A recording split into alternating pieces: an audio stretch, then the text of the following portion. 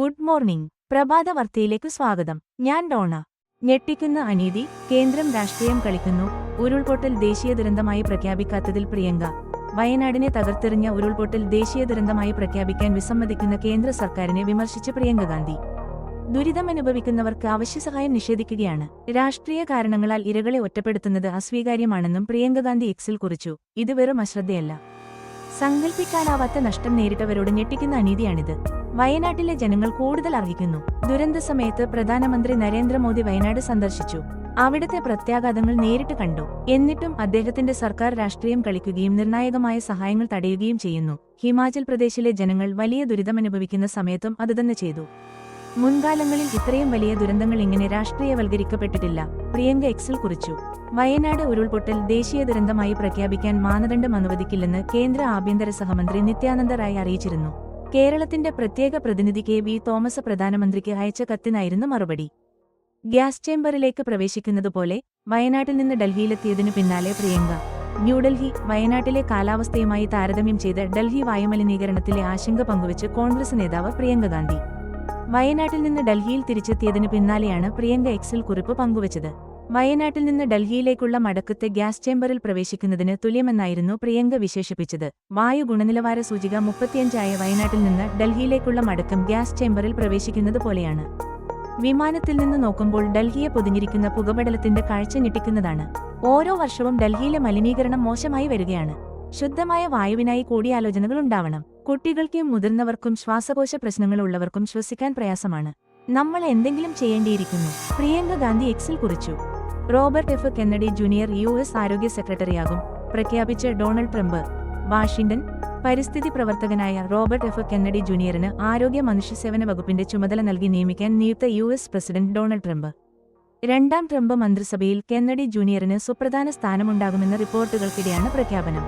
പരിസ്ഥിതി പ്രവർത്തകനായ കെന്നഡി ജൂനിയറോട് അതിൽ നിന്ന് മാറി നിൽക്കാനും നല്ല ദിവസങ്ങൾ ആസ്വദിക്കാനും തിരഞ്ഞെടുപ്പ് വിജയത്തിനു ശേഷമുള്ള പ്രസംഗത്തിൽ ട്രംപ് ആവശ്യപ്പെട്ടിരുന്നു. ഇത്തവണത്തെ പ്രസിഡന്റ് തിരഞ്ഞെടുപ്പിൽ ഡെമോക്രാറ്റ് സ്ഥാനാർത്ഥിത്വത്തിനായുള്ള ശ്രമം ഉപേക്ഷിച്ച് സ്വതന്ത്രനായി മത്സരിക്കാൻ തയ്യാറായ റോബർട്ട് കെന്നഡി ജൂനിയർ പിന്നീട് സ്ഥാനാർത്ഥിത്വത്തിൽ നിന്ന് പിന്മാറി ട്രംപിനെ പിന്തുണയ്ക്കുകയായിരുന്നു. US മുൻ പ്രസിഡന്റ് ജോൺ എഫ് കെന്നഡിയുടെ അനന്തിരവനും മുൻ സെനറ്റർ റോബർട്ട് എഫ് കെന്നഡിയുടെ മകനുമാണ് റോബർട്ട് കെന്നഡി ജൂനിയർ. എഡിഎമ്മിന്റെ മരണം ദുരൂഹത മാറുന്നില്ല. പോലീസ് ചികയാത്ത ചോദ്യങ്ങളേറെ. കണ്ണൂർ. ADM നവീൻ ബാബുവിനെ പള്ളിക്കുന്നിലെ ക്വാർട്ടേഴ്സിൽ ജീവനൊടുക്കിയ നിലയിൽ കണ്ടെത്തിയിട്ട് ഒരു മാസം പിന്നിട്ടിട്ടും തുടക്കം മുതലേ ഉയർന്ന ചോദ്യങ്ങൾക്ക് ഇപ്പോഴും ഉത്തരമില്ല. പോലീസ് അന്വേഷണത്തിലെ വീഴ്ചകൾക്കെതിരെ കടുത്ത വിമർശനമുയർന്നപ്പോൾ കേസ് പ്രത്യേക അന്വേഷണ സംഘത്തെ SIT ഏൽപ്പിച്ചെങ്കിലും ദുരൂഹതകൾ ബാക്കി. എഡിഎമ്മിന്റെ കുടുംബത്തിന്റെ മൊഴി രേഖപ്പെടുത്താൻ SIT പത്തനംതിട്ടയിൽ ചെന്നത് ഇന്നലെ മാത്രമാണ്. അതേസമയം എഡിഎമ്മിന് തെറ്റുകാരനായി ചിത്രീകരിക്കും വിധമുള്ള വിവരങ്ങൾ പല കോണുകളിൽ നിന്നായി ഇടയ്ക്കിടെ പുറത്തുവരുന്നുമുണ്ട്. ആരാണ് യഥാർത്ഥത്തിൽ പെട്രോൾ പമ്പിനായി പണം മുടക്കുന്നത്? സ്വർണം പണയപ്പെടുത്തിയിട്ടും കൈക്കൂലി തുക പോലും തികക്കാൻ പ്രശാന്തിന് കഴിഞ്ഞില്ലെന്ന് അദ്ദേഹത്തിന്റെ മൊഴികളിൽ നിന്നു വ്യക്തമായിട്ടും ബെനാമി ആരെന്ന് അന്വേഷിക്കാത്തത് എന്തുകൊണ്ടാണ്? കൈക്കൂലി നൽകിയെന്നു PP ദിവ്യയോട് പറഞ്ഞപ്പോൾ മുഖ്യമന്ത്രിക്ക് പരാതി നൽകാൻ പറഞ്ഞെന്നാണ് പ്രശാന്തിന്റെ മൊഴി. കൈക്കൂലിക്ക് വിജിലൻസിലാണ് പരാതിപ്പെടേണ്ടത്. എന്നിട്ടും എന്തിനായിരിക്കും ഈ വഴി സ്വീകരിക്കാൻ ദിവ്യ പറഞ്ഞത്? പരാതിയിലെ പേരും ഒപ്പുമെല്ലാം പ്രശാന്തിന്റെ ഔദ്യോഗിക രേഖകളിലെ ഒപ്പിൽ നിന്ന് വ്യത്യസ്തമാണെന്ന് വ്യക്തമായിട്ടും ആ ദുരൂഹത നീക്കാൻ പോലീസ് ഇടപെടുന്നില്ല. മുഖ്യമന്ത്രിയുടെ ഓഫീസിൽ ലഭിക്കാത്ത ഈ പരാതിയുടെ പേരിൽ വിജിലൻസ് എങ്ങനെ 14-ന് പ്രശാന്തിന്റെ മൊഴിയെടുത്തു? കൈക്കൂലി നൽകുന്നതും കുറ്റമാണെന്നിരിക്കെ പ്രശാന്തിനെതിരെ അന്വേഷണമില്ലാത്തത് എന്തുകൊണ്ട്? എഡിഎമ്മിന്റെ ഇൻക്വസ്റ്റ് നടക്കുമ്പോൾ തുടക്കത്തിൽ പോലീസ് ജനപ്രതിനിധികളെ പോലും അകറ്റി നിർത്തിയത് എന്തിന്? കലക്ടറുടെ മൊഴിയെടുക്കാൻ പോലീസ് ഒരാഴ്ച കാത്തുനിന്നത് എന്തിന്? എഡിഎമ്മിന്റെ കുടുംബത്തിന് നൽകിയ കത്തിലെ കാര്യങ്ങൾക്കു വിരുദ്ധമായി എഡിഎമ്മിനെ സംശയനിഴലിലാക്കുന്ന മൊഴി മുദ്രവെച്ച കവറിൽ സ്റ്റേറ്റ്മെന്റായി നൽകാൻ കലക്ടറെ പ്രേരിപ്പിച്ചത് എന്തായിരിക്കും? ADM റെയിൽവേ സ്റ്റേഷനിലെത്തിയില്ലെന്നതിനു CCTV ദൃശ്യങ്ങളും മൊബൈൽ ടവർ ലൊക്കേഷനും തെളിവായി ഉണ്ടായിട്ടും പ്ലാറ്റ്ഫോമിൽ ഇരുന്നുവെന്നും ട്രാക്കിലൂടെ നടന്നുവെന്നുമെല്ലാമുള്ള കഥകൾ പോലീസ് ചില മാധ്യമങ്ങൾക്കു നൽകിയതിന്റെ ലക്ഷ്യമെന്താണ്? ഈ ചോദ്യങ്ങൾക്ക് ഉത്തരം കണ്ടെത്തിയെങ്കിലേ സംഭവങ്ങൾക്കു പിന്നിൽ ആരെന്നു വ്യക്തമാകുകയുള്ളൂ. പോലീസിലും സ്പെഷ്യൽ ഇൻവെസ്റ്റിഗേഷൻ ടീമിലും വിശ്വാസം നഷ്ടപ്പെട്ട സാഹചര്യത്തിലാണ് CBI അന്വേഷണം വേണമെന്ന ആവശ്യത്തിലേക്ക് എഡിഎമ്മിന്റെ കുടുംബം എത്തിയത്. കഥ മാറ്റിയ കൂടിക്കാഴ്ച. കട്ടൻ ചായക്കോപ്പയിലെ കൊടുങ്കാറ്റ്. പുസ്തകത്തിന്റെ ആത്മകഥ ഇങ്ങനെ. ആമുഖം. ഇബിയുടെ മനസ്സിൽ ആത്മകഥ രൂപം കൊള്ളുന്നു. വർഷങ്ങൾക്കു മുമ്പാണ് ഇബിയുടെ മനസ്സിൽ കഥ ചേക്കേറുന്നത്. ബന്ധു നിയമന വിവാദം കെട്ടടങ്ങി. പാർട്ടിയിലെ എതിർപ്പുകളെ അതിജീവിച്ചു. ഒന്നാം പിണറായി മന്ത്രിസഭയിൽ ജയരാജൻ വീണ്ടും മന്ത്രിയായി.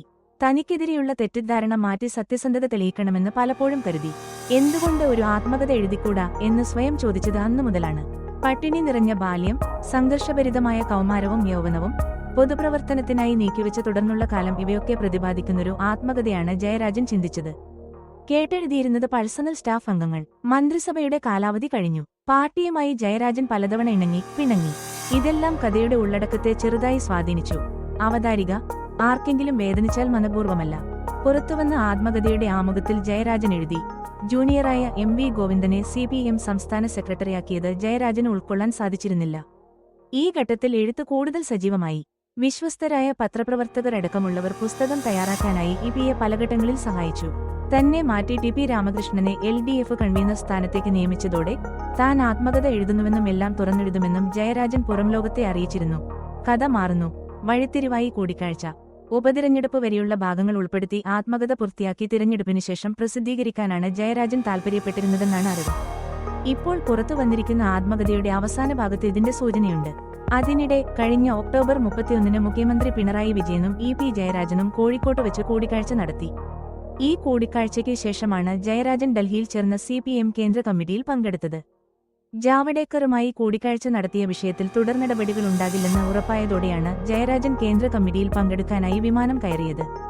പിണറായിയുമായുള്ള ചർച്ചയ്ക്ക് ശേഷം പാർട്ടിയുമായി സഹകരണപാതയിൽ പ്രവർത്തിക്കവെയാണ് അപ്രതീക്ഷിതമായി ആത്മകഥ പുറത്താകുന്നത്. ഉപതിരഞ്ഞെടുപ്പു സമയത്ത് പുസ്തകം പുറത്തുവരാൻ EP ഒരിക്കലും ആഗ്രഹിച്ചിരുന്നില്ല. കഥ ഇനിയും തുടരും. എഴുത്തുകാരന്റെ യാത്രയും.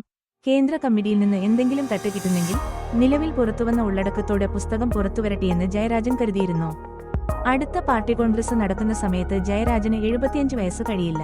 അതിനാൽ തന്നെ കേന്ദ്ര കമ്മിറ്റിയിൽ തുടരാം. തുടർച്ചയായി 2 തവണ മത്സരിക്കാൻ പാടില്ലെന്ന നിബന്ധനയേ ഉള്ളൂവെന്നതിനാൽ അടുത്ത നിയമസഭാ തിരഞ്ഞെടുപ്പിലും മത്സരിക്കാം. ഇതിനിടെയാണ് തിരഞ്ഞെടുപ്പു ദിവസം പാർട്ടി കേന്ദ്രങ്ങളെയും ജയരാജനെയും ഞെട്ടിച്ച അപ്രതീക്ഷിത ബോംബ് പൊട്ടുന്നത്. പുസ്തകം പുറത്തായതോടെ കഥയുടെ വഴി മാറുകയാണ്. ഇനിയുള്ള കഥ പുറത്തിറങ്ങിയ പുസ്തകം തീരുമാനിക്കും. 3 മണിക്കൂറിൽ കൂടുതൽ ആനയെ എഴുന്നള്ളിക്കരുത്. 1 മാസം മുൻപ് അപേക്ഷിക്കണം. മാർഗരേഖയുമായി ഹൈക്കോടതി. ആന എഴുന്നള്ളിപ്പിന് മാർഗരേഖ പുറത്തിറക്കി ഹൈക്കോടതി. പൊതുവഴിയിൽ രാവിലെ 9 മണിക്കും വൈകിട്ട് 5 മണിക്കുമിടയിൽ ആനകളെ ഉപയോഗിച്ചുള്ള പരിപാടികൾ പാടില്ലെന്നും രാത്രി 10 മണിക്കും രാവിലെ 4 മണിക്കുമിടയിൽ ആനകളെ കൊണ്ടുപോകരുതെന്നും മാർഗരേഖയിൽ പറയുന്നു. തുടർച്ചയായി 3 മണിക്കൂറിൽ കൂടുതൽ ആനകളെ എഴുന്നള്ളിക്കരുത്. ഒരു ദിവസം 30 കിലോമീറ്ററിൽ അധികം ആനയെ നടത്തിക്കൊണ്ടുപോകരുത് എന്നും 125 കിലോമീറ്റർ അധികം ദൂരം വാഹനത്തിൽ കൊണ്ടുപോകരുതെന്നും മാർഗരേഖയിൽ പറയുന്നു. 6 മണിക്കൂറിലധികം ആനയെ വാഹനത്തിൽ കൊണ്ടുപോകാൻ പാടില്ല. ആനയെ കൊണ്ടുപോകുന്ന വാഹനത്തിന്റെ പരമാവധി വേഗത 25 കിലോമീറ്ററേ പാടുള്ളൂ. ഈ വേഗത പ്രകാരം വാഹനങ്ങളിൽ സ്പീഡ് ഗവർണർ ഉറപ്പാക്കണമെന്നും കോടതി നിർദ്ദേശിച്ചു. ആന എഴുന്നള്ളിപ്പ് സംബന്ധിച്ച് സുപ്രീം കോടതി മാർഗനിർദ്ദേശങ്ങൾ നടപ്പാക്കാതെ നീട്ടിക്കൊണ്ടുപോവുകയായിരുന്നു കേരളം എന്നും കോടതി വിമർശിച്ചു. ഒരു ദിവസത്തിൽ 8 മണിക്കൂറെങ്കിലും ആനയ്ക്ക് വിശ്രമം കിട്ടണം. ആനകളെ കൊണ്ട് തലപ്പൊക്ക മത്സരം, പുഷ്പവൃഷ്ടി, അഭിവാദ്യം ചെയ്യൽ മത്സരങ്ങൾ ചെയ്യിക്കുന്നതിനും നിയന്ത്രണം തുടങ്ങി ഒട്ടേറെ മാർഗനിർദ്ദേശങ്ങളാണ് കോടതി പുറത്തിറക്കിയിരിക്കുന്നത്. ആനകളെ ഉപയോഗിക്കുമ്പോൾ ബന്ധപ്പെട്ട ജില്ലാതല സമിതിയുടെ അനുമതി വാങ്ങണമെന്നും ഇതിനായി 1 മാസം മുൻപ് അപേക്ഷ സമർപ്പിക്കണമെന്നും കോടതി നിരീക്ഷിച്ചു. 2 എഴുന്നള്ളിപ്പുകൾക്കിടയിൽ മതിയായ വിശ്രമം ആനകൾക്ക് ലഭിച്ചിട്ടുണ്ടെന്ന് ജില്ലാതല സമിതി ഉറപ്പുവരുത്തണം. 2 എഴുന്നള്ളിപ്പുകൾക്കിടയിൽ 3 ദിവസമെങ്കിലും ആനയ്ക്ക് വിശ്രമം വേണമെന്നും justice AK Jayasankaran Nambiar, justice P Gopinath എന്നിവരുടെ ബെഞ്ച് മാർഗരേഖയിൽ വ്യക്തമാക്കുന്നു. ലീഗൽ മെട്രോളജി വകുപ്പ് അറിയിപ്പ്.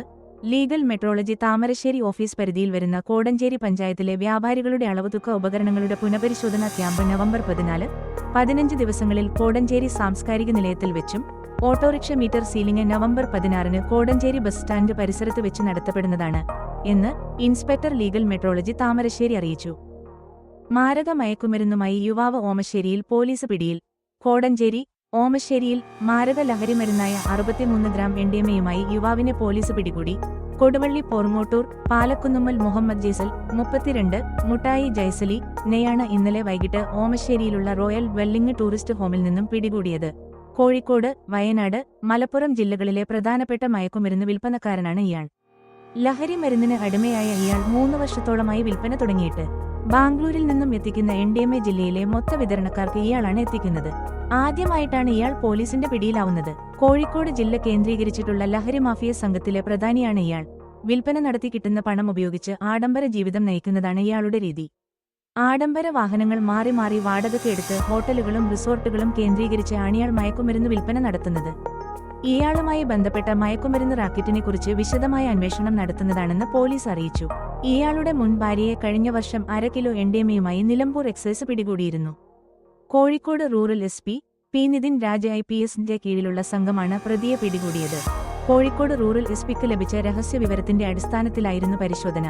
നർക്കോട്ടിക് സെൽ ഡിവൈഎസ്പി പ്രകാശൻ പടനയിൽ, Thamarassery DYSP AP. Chandran, Koduvally inspector Abhilash KP. എന്നിവരുടെ നിർദ്ദേശപ്രകാരം സ്പെഷ്യൽ സ്ക്വാഡ് എസ്.ഐമാരായ രാജീവ് ബാബു, ബിജു പൂക്കോട്ട്, എസ്.സി.പി.ഒമാരായ Jayarajan Panangad, Jineesh Balussery, Muneer EK., Shabi NM., Shobhith TK., Koduvally SI Baby Mathew, എ.എസ്.ഐമാരായ രാജേഷ് ടി.കെ., ലിയ എം.കെ., എസ്.സി.പി.ഒമാരായ രതീഷ് എ.കെ., നവാസൻ, ഷിജു എം.കെ. എന്നിവരടങ്ങിയ സംഘമാണ് പ്രതിയെ പിടികൂടിയത്. Elevates 2024 scout and guides unit ക്യാമ്പിന് തുടക്കമായി. Kodanchery, Velamcode Saint George's higher secondary സ്കൂളിൽ സ്കൗട്ട് ആൻഡ് ഗൈഡ്സിന്റെ ത്രിദിന സഹവാസ ക്യാമ്പ് എലിവേറ്റ്സ് 2024 തുടക്കമായി. സ്കൂൾ പി.ടി.എ പ്രസിഡന്റ് ഷിജി ആന്റണി അധ്യക്ഷത വഹിച്ച ഉദ്ഘാടന സമ്മേളനത്തിൽ കോടഞ്ചേരി ഗ്രാമപഞ്ചായത്ത് പ്രസിഡന്റ് അലക്സ് തോമസ് ചെമ്പകശ്ശേരി ത്രിദിന സഹവാസ ക്യാമ്പ് എലിവേറ്റ്സ് 2024 ഭദ്രദീപം തെളിയിച്ച് ഉദ്ഘാടന കർമ്മം നിർവഹിച്ചു. കോടഞ്ചേരി ഗ്രാമപഞ്ചായത്ത് ആരോഗ്യ വിദ്യാഭ്യാസ standing committee chairman C B. Chirandayath മുഖ്യപ്രഭാഷണം നടത്തി. താമരശ്ശേരി സ്കൗട്ട് ഡിസ്ട്രിക്ട് കമ്മീഷണറും റിട്ടയേർഡ് ഹെഡ്മാസ്റ്ററുമായ Xavier V. D scouts and guides പ്രസ്ഥാനത്തെക്കുറിച്ച് സംസാരിച്ചു.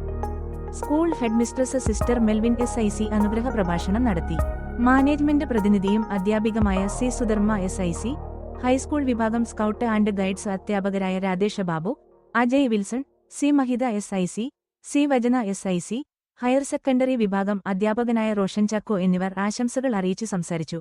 സ്കൂൾ പ്രിൻസിപ്പൽ ബിബിൻ സെബാസ്റ്റ്യൻ ഏവർക്കും സ്വാഗതം ആശംസിച്ചു. സ്കൗട്ട് മാസ്റ്റർ ജിൻസ് ജോസ് ത്രിദിന ക്യാമ്പ് പ്രവർത്തനങ്ങൾ വിശദീകരിച്ചു. ഗൈഡ് ക്യാപ്റ്റൻ ഗ്ലാഡിസ് പീപ്പോൾ ഏവർക്കും നന്ദി അറിയിച്ചു. 2ാം വർഷ സയൻസ് വിദ്യാർത്ഥിനി ക്രിസ് മരിയ പ്രോഗ്രാം അങ്കറിങ്ങിന് നേതൃത്വം നൽകി. +1, +2 സ്കൗട്ട്സ് ആൻഡ് ഗൈഡ്സ് വിദ്യാർത്ഥികൾ ക്യാമ്പിൽ പങ്കെടുക്കുന്നു. വിദ്യാർത്ഥികളുടെ വ്യക്തിത്വ വികസനവും സാമൂഹിക നന്മയ്ക്കുതകുന്ന വിവിധങ്ങളായ ക്ലാസുകളും ദ്വിതീയ സോപാൻ പരീക്ഷ മുന്നൊരുക്ക പരിശീലന പ്രവർത്തനങ്ങൾക്കും മുൻതൂക്കം നൽകുന്ന പ്രസ്തുത ക്യാമ്പ് 2024 നവംബർ 16 ശനിയാഴ്ച ഉച്ചയോടെ സമാപിക്കും. ശിശുദിനം ആഘോഷിച്ചു. Pullurampara saint Joseph's UP. സ്കൂളിൽ ശിശുദിനം വിവിധ പരിപാടികളോടെ വർണ്ണാഭമായി ആഘോഷിച്ചു. സ്കൂൾ അങ്കണത്തിലെ നെഹ്റു പ്രതിമയ്ക്ക് മുന്നിൽ പുഷ്പാർച്ചനയോടെ പരിപാടികൾ ആരംഭിച്ചു. School headmaster സി.ബി. കുര്യാക്കോസ്, വിദ്യാർത്ഥി പ്രതിനിധി നിവേദിത ഫ്രാൻസിസ് എന്നിവർ ശിശുദിന സന്ദേശം നൽകി. കൊച്ചു ചാച്ചാജിമാരും ജെ.ആർ.സി. കേഡറ്റുകളും അണിനിരന്ന ശിശുദിന റാലിയിൽ പ്ലക്കാർഡുകളും മുദ്രാവാക്യങ്ങളുമായി വിദ്യാർത്ഥികൾ ആവേശപൂർവ്വം പങ്കെടുത്തു. നെഹ്റു തൊപ്പി നിർമ്മാണം, പ്ലക്കാർഡ് നിർമ്മാണം, ചുമർ പത്രിക നിർമ്മാണം തുടങ്ങിയ വിവിധ മത്സരങ്ങളും പ്രശ്നോത്തരിയും ദിനാചരണത്തിന്റെ ഭാഗമായി സംഘടിപ്പിച്ചു. വിദ്യാർത്ഥികൾക്ക് മധുര പലഹാരം വിതരണം ചെയ്തു. അധ്യാപകരായ Pinto Thomas, Abdul Rasheed, Treesa Mary Joseph, Divya Joseph, Amal Vinoy എന്നിവർ പരിപാടികൾക്ക് നേതൃത്വം നൽകി. വേളങ്കോട് ശിശുദിനാഘോഷം നടത്തി. Kodanchery, Velamcode Saint George's higher secondary school NSS യൂണിറ്റിന്റെ നേതൃത്വത്തിൽ കല്ലന്ത്രമേട് അംഗനവാടിയിൽ വെച്ച് ശിശുദിനം ആഘോഷിച്ചു. പാട്ടും കളിയും ചിരിയുമായി NSS വോളണ്ടിയേഴ്സ് പൂമ്പാറ്റകളെപ്പോലെ അംഗനവാടിയിലെ കുട്ടികൾക്കൊപ്പം ചേർന്നു. കോടഞ്ചേരി PHCയിലെ കൗൺസിലിംഗ് സൈക്കോളജിസ്റ്റായ ഷീന ITC വോളണ്ടിയേഴ്സിനെ അഭിസംബോധന ചെയ്ത് സംസാരിച്ചു. കോടഞ്ചേരി കുടുംബാരോഗ്യ കേന്ദ്രത്തിലെ MLSP സ്റ്റാഫ് നേഴ്സ് ഷമീന വോളണ്ടിയേഴ്സിനു ആശംസകൾ നേർന്നു. വോളണ്ടിയേഴ്സ് നൽകിയ മധുരവും സ്നേഹ സമ്മാനങ്ങളും അംഗനവാടി കുട്ടികൾക്ക് ഇരട്ടി സന്തോഷം നൽകി. വീണ്ടും ഒരിക്കൽ കൂടി ശൈശവത്തിലെ സന്തോഷം നിറഞ്ഞ കാലം ഗൃഹാതുരത്വത്തിന്റെ ഓർമ്മകളിലേക്ക് NSS വോളണ്ടിയേഴ്സ് നയിക്കപ്പെട്ടു. അംഗനവാടി അധ്യാപിക മോളിഗിരിൻ ഏവർക്കും നന്ദി അറിയിച്ചു. NSS programme officer Smitha K, sister Sudharma SIC. എന്നിവർ നേതൃത്വം നൽകി. മഞ്ഞുവയൽ വിമല യു.പി. സ്കൂളിൽ ശിശുദിനാഘോഷം നടത്തി. കോടഞ്ചേരി, മഞ്ഞുവയൽ വിമല യു.പി. സ്കൂളിൽ പ്രൗഢഗംഭീരമായി ശിശുദിനാഘോഷം സംഘടിപ്പിച്ചു. ശിശുദിനത്തിന്റെ എല്ലാ സന്ദേശങ്ങളെയും ഉൾക്കൊള്ളിച്ചുകൊണ്ട് ഏറെ വ്യത്യസ്തമായ രീതിയിൽ അധ്യാപകർ എല്ലാ വിദ്യാർത്ഥികളെയും സ്കൂളിലേക്ക് സ്വീകരിച്ചു. കുട്ടി ചാച്ചാജിമാരുടെ അകമ്പടിയോടെ കൈയിൽ പ്ലക്കാർഡുകളും കളർ ബലൂണുകളും ചുണ്ടിൽ മുദ്രാവാക്യങ്ങളുമായി കുട്ടികൾ നടത്തിയ ശിശുദിന റാലി കാഴ്ചക്കാരിൽ നവ്യാനുഭവം പ്രദാനം ചെയ്തു. ഹെഡ്മിട്രസ് ആൻസി തോമസും PTA വൈസ് പ്രസിഡന്റ് ജിനേഷ് കുര്യനും കുട്ടികൾക്ക് ശിശുദിന സന്ദേശവും ശിശുദിനത്തിന്റെ മംഗളങ്ങളും നേർന്നു. കുട്ടികൾക്കായുള്ള വിവിധ മത്സരങ്ങൾ, രുചികരമായ സ്പെഷ്യൽ ഉച്ചഭക്ഷണം എന്നിവ ശിശുദിനാഘോഷത്തെ കൂടുതൽ വർണ്ണാഭമാക്കി. അധ്യാപകരും PTA പ്രതിനിധികളും ശിശുദിനാഘോഷത്തിന് നേതൃത്വം നൽകി. വാർത്തകൾ കഴിഞ്ഞു. നമസ്കാരം. വാർത്തകളും പരസ്യങ്ങളും അറിയിക്കുവാൻ വേണ്ടി കോടഞ്ചേരി മീഡിയ അഡ്മിന്മാരെ ബന്ധപ്പെടാവുന്നതാണ്.